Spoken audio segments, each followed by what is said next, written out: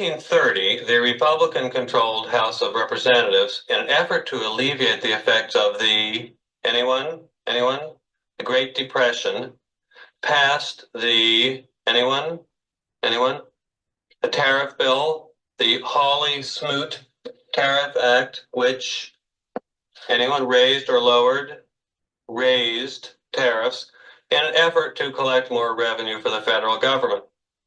Did it work? Anyone know the effects? It did not work, and the United States sank deeper into the Great Depression.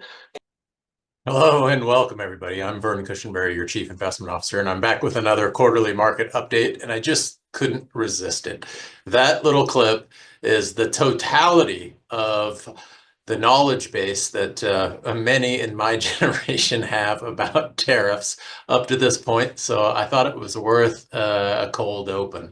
But let's get into it, because the recent tariff announcement by President Trump's administration has caused a pretty significant sell-off in the markets. Markets are down 9% just in the last couple of days and off 16% from their highs. So I want to dive into tariffs. I want to give you a little bit of perspective, a lens by which to think about these. We sent a message out to our clients last week with some high-order talking points. So I'm going to review those and hopefully just add a little bit of perspective to this conversation. But what are we dealing with here? Liberation Day, as President Trump labeled it, announced new tariffs across the board. All of our trading partners were levied with new tariffs.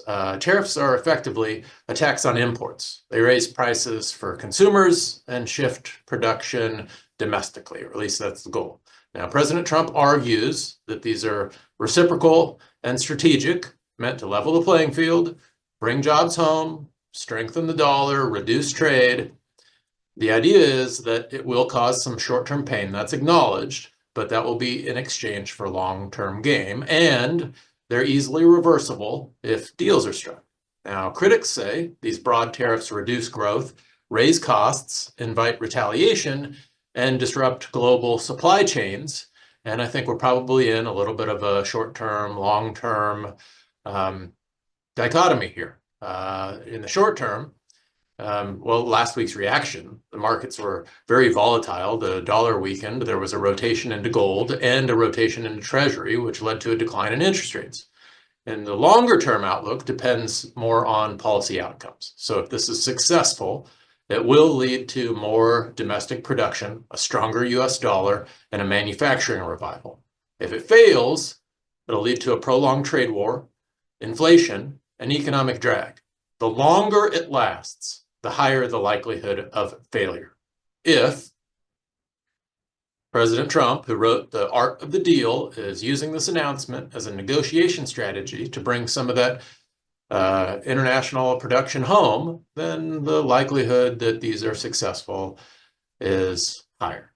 Now, our view on the whole thing is stay diversified, as always, stay disciplined, focus on long-term over the short-term, and let's look at what that long-term really means. So the markets have sold off in the last few days, but when we zoom out here, going back almost 30 years, we can see a pretty healthy rise in the markets. And when we contextualize that and we ask ourselves, well, how expensive and or cheap are the markets? They had been bumping up against expensive territory for the last few quarters. And I've noted this in prior calls. Well, this recent sellback has, you might think, right-sized the market a little bit, but they're not yet at their long-term average. They're still on the expensive side of things. So while we've been working with investors to deploy cash here because prices are cheaper, we keep these valuations in perspective. I love this chart. I need to come back to it at least once a year. It's a perspective chart. It looks at the last, returns going back to 1980 here, and these are S&P 500. So every year since 1980. Let me pull out my little marking pen here, and what you can see if you go back to 1980 was that the return for that year was 26%. That's pretty darn healthy. I think we would take that in any year. But intra-year, intra-year means that at some point during 1980, there was a 17% decline. And we all know what that feels like after last week. 17% decline, it hurts. We get calls from our clients. They want to know what's going on. Well, this is what's going on. It goes on every year. There's some geopolitical event, some tariff or similar tariff announcement that causes the markets anxiety. And when investors are uncertain about their future, they hit the sell button. And those actions manifest on this chart in all these little red dots. And you can look from 1980 all the way up to year to date. Most of the time, the annual return is on the right side of the zero line, meaning most of those returns, most of those gray bars are positive. But intra-year, peak to trough, all of these red dots show that, on average, there's somewhere in the neighborhood of a 10 to 20% decline in the middle of that year. And that's what we're in right now. And that is always cause to ask questions, but it's rarely cause for alarm. Moving on, again, back to that big picture, it's rarely cause for alarm because, as you can see on this chart, the S&P 500, which we're looking at again here, has a tendency over the long run to move up and to the right. And that's despite of major geopolitical events like the pandemic and the financial crisis and Black Monday and the stagflation of the 1970s and even the Great Depression. So that's important. And that's the picture that investors have a tendency to lose sight of when we go home and watch the news at night. And I'm guilty. I feel it. My heart rate starts to go up, my blood pressure starts to go up, and I have to revisit some of these slides and remind myself that, okay, this is what markets do. We experience the volatility in the midst of those long-term gains. Back to tariffs here on this slide. This was data released by the White House that shows the reciprocal tariffs. Many have argued that certain factors make these, maybe not so reciprocal because there are adjustments for various VAT taxes and unfair trade policies. But this was put out by the White House, this data, and it shows the blue bars here, the discounted reciprocal tariffs, and then the red bars, the tariffs on U.S. goods. So red equals what other countries assess on our goods and services. Blue equals what we are assessing on other countries' goods and services. So these are as high as we've seen since that Smoot-Hawley, really even higher, that Professor Ben Stein was talking about in that cold open. Now, I wanted to share this chart. I'm hearing a lot of social media chatter about this being some grand plan to start with a shocking tariff announcement that's higher than what you really want it to be long term, renegotiate, bring those tariffs down over time, and the reduction in those tariffs will be interpreted as positive news by the markets. Maybe. One of the effects of that is that it will it'll cause the market to sell off. That's happened. That's a certainty at this point. And in so doing, capital flows around the world will move from equities into bonds as the demand for bonds go up, which is what happens when you move cash from equities to bond. Interest rates, which are inversely related to price, they come down. And that's exactly what we've seen. So as the price on federal debt, the interest rate on federal debt comes down from 4% to 3.5% to potentially 3 to 2.5%, it makes it cheaper for the United States government to borrow. And what we're observing on this chart is nearly $7 trillion worth of our outstanding debt, about 30%, coming due this year. So when that comes due, we either have to pay it off, which means we have to come up with $7 trillion, which we don't have, or we have to refinance it, just like you would a home loan. You go borrow from somebody else willing to lend you the money, and we do that in the publicly traded markets, and we refinance that debt. Well, it's much more advantageous if we can refinance that debt at lower interest rates than it is if interest rates are as high as where they've been for the last year. And this is where the grand plan chatter comes from on social media.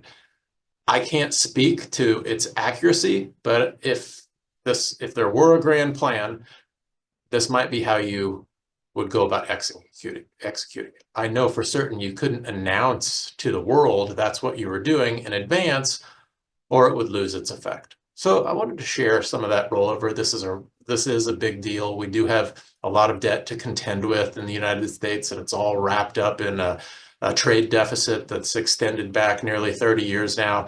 Part of my thinking on just the whole notion of tariffs is that over the long term, I agree with the economists that they're probably a drag. They're a tax, and a free trade world is better than a non-free trade world. But I also agree that policy is like a pendulum. It swings too far in one direction, then it corrects, and that tariffs have a use case periodically. And that's as far as I'm going to go on the political realm, and we're going to have to take a wait and see approach. As we do take a wait and see approach, we're doing our jobs, scouring the global markets for opportunities to rebalance and redeploy funds based on markets, sectors, and different aspects of the economy that look attractive. So when we get volatility, we see different sectors looking attractive. And I've touched on this chart in the last year. This is the international price to earnings discount versus the US. When you look at international markets,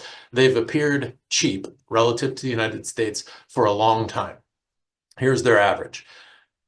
They're on average cheaper than US markets, and they're on average cheaper by about 18%. And that's for a lot of reasons. The United States has the most efficient, the most sophisticated, the best and most well-regulated market in the world, and that's deserving of a premium. So international markets typically trade at about an 18% discount on average. Well, since 2017, that discount has been increasing significantly. And it got down here to about a 2 standard deviation below its long-term average. And this most recent tariff announcement has caused a little adjustment to that number. And a well-diversified portfolio, domestically and internationally, stands to benefit from that. And that's our job as portfolio managers and analysts to watch out for some of those opportunities and/or dislocations.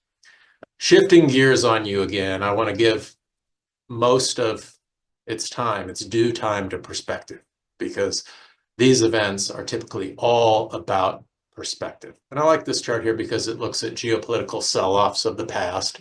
They're typically short-lived. The gold bar here shows market declines in the geopolitical event, 1962 Cuban Missile Crisis. And then the first bar shows 6 months later. And the second bar shows 1 year later. So the Cuban Missile Crisis was a pretty good time to invest. 6 months later, the markets were up 21%. A year later, the markets were up 26%.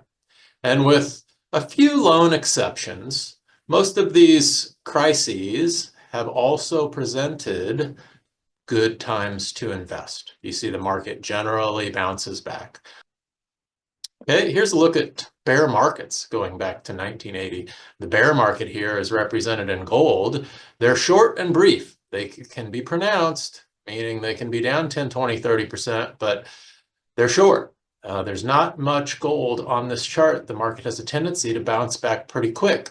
On average, a bear market will last 282 days, and it'll be down about 30%. So that's less than a year. It's protracted, yes, but it's short. And then we get that bull market, and that's what careful study of the markets tells us. And if you can keep that in perspective, you're going to be doing about as good of a service to yourself as you possibly can.